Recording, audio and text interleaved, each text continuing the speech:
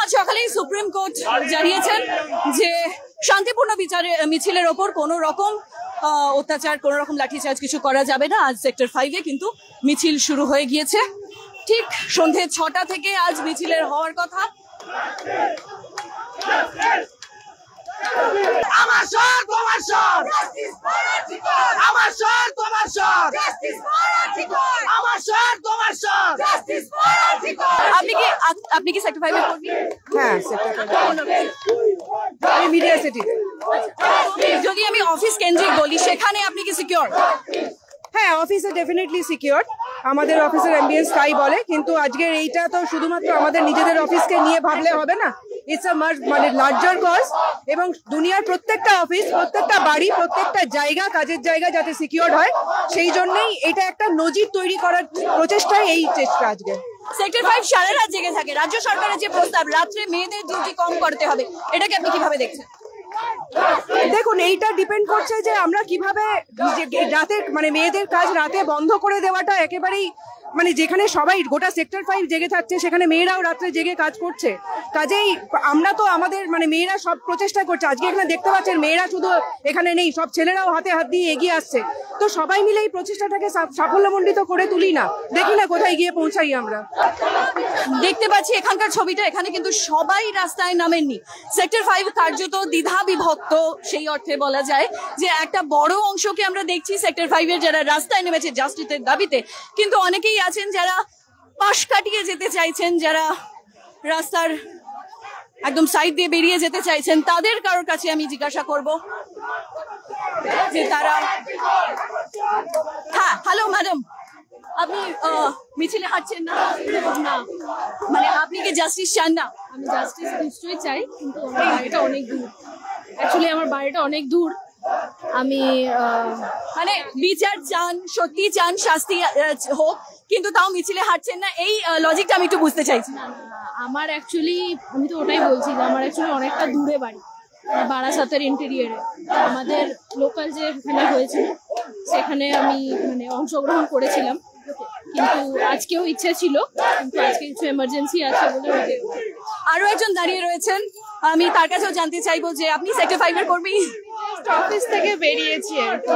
তো আপনি কি জানতেন না আজকে মিছিল হবে? আমি না, অ্যাকচুয়ালি জাস্ট জানলাম, আমি জানতাম না। এখন জানলেন, এখন কি হাঁটবেন? অবশ্যই হাঁটবো। দিল তোমার বিচার চাইছে? অবশ্যই চাইছি। Thank you. ওকে, তো অনেকেই দেখলাম জানে না তাই হাঁটছে না, এবং আরো নানা কারণ রয়েছে, কিন্তু তার সাথে এটাও প্রতিষ্ঠিত হলো, এটাও পাওয়া গেল যে মিছিলে পাওয়া মেলাচ্ছি না বলেই যে আমি শাস্তি চাইছি না, বিচার চাইছি না, সেটাও কিন্তু নয়। আরো যারা হাঁটছেন তাদের কাছ থেকে জানতে চাইবো।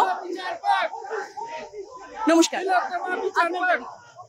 আপনার দাবি কি? সবার দাবি যা, we want justice. We want justice. We want justice. Only want justice, nothing else. আমার 2 বছরের মেয়ে আছে, আমি ভবিষ্যতে ওকে কি বানাবো? ডাক্তার না ইঞ্জিনিয়ার?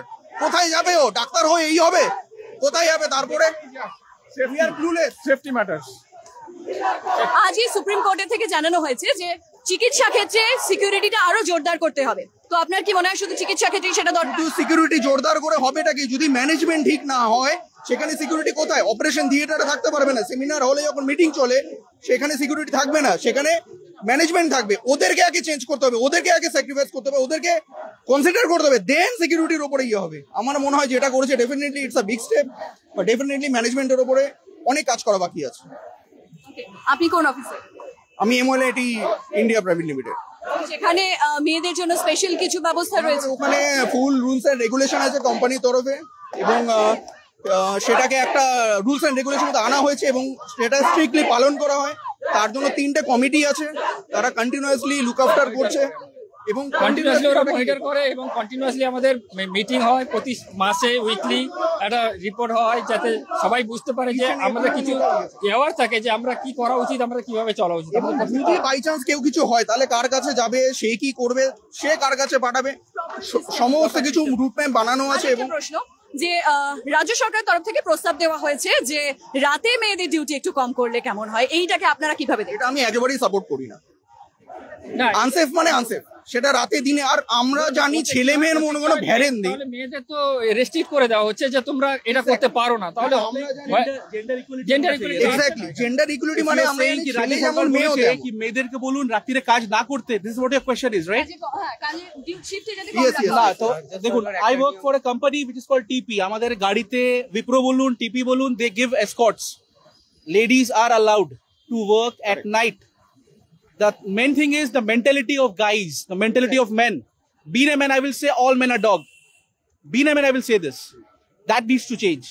অফিস ভাড়া দিচ্ছে না, তিলোত্তমা বিচার পাক। অফিস ভাড়া দিচ্ছে না, তিলোত্তমা বিচার পাক। অফিস ভাড়া দিচ্ছে না, তিলোত্তমা বিচার পাক। We want justice. We want justice. We want justice. We want justice. We want আপনাদের নাইট শিফট আছে অফিসে, আপনি কি সেক্টর 5 এর কর্মী? আপনাদের নাইট শিফট আছে? আচ্ছা, সম্প্রতি রাজ্য সরকারের প্রস্তাব রাতের শিফটে মেয়েদের কম রাখা, সেটা কিভাবে দেখছেন? না, এটা একদমই আমরা ঠিক করে দেখছি না, কারণ দিন যা পুরোটাই সবার জন্য। এটা নাইটটা যেরকম ছেলেদের জন্য, নাইটটা মেয়েদের জন্য।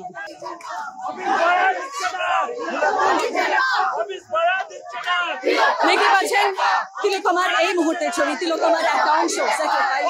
তার দাবি এই মুহূর্তে যে তিলোত্তমার দোষীরা শাস্তি পাক, এবং এই মুহূর্তে শহরের আরো কোথাও হয়তো এই একই দাবি উঠছে।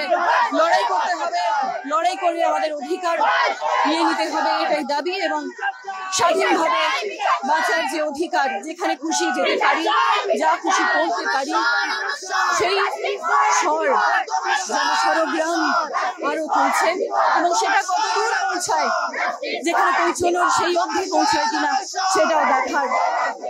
এত স্বর আস্তে আস্তে মিলে যাবে না হয়তো, স্বর একে একে ভারী হয়ে অধিকার ছিনিয়ে নেবে, এই আশাতেই আজ সেক্টর 5 পথে নেমেছে। ক্যামেরায় ব্রতিন কুণ্ডুর সঙ্গে চৈতালি, সংবাদ প্রতিদিন .in।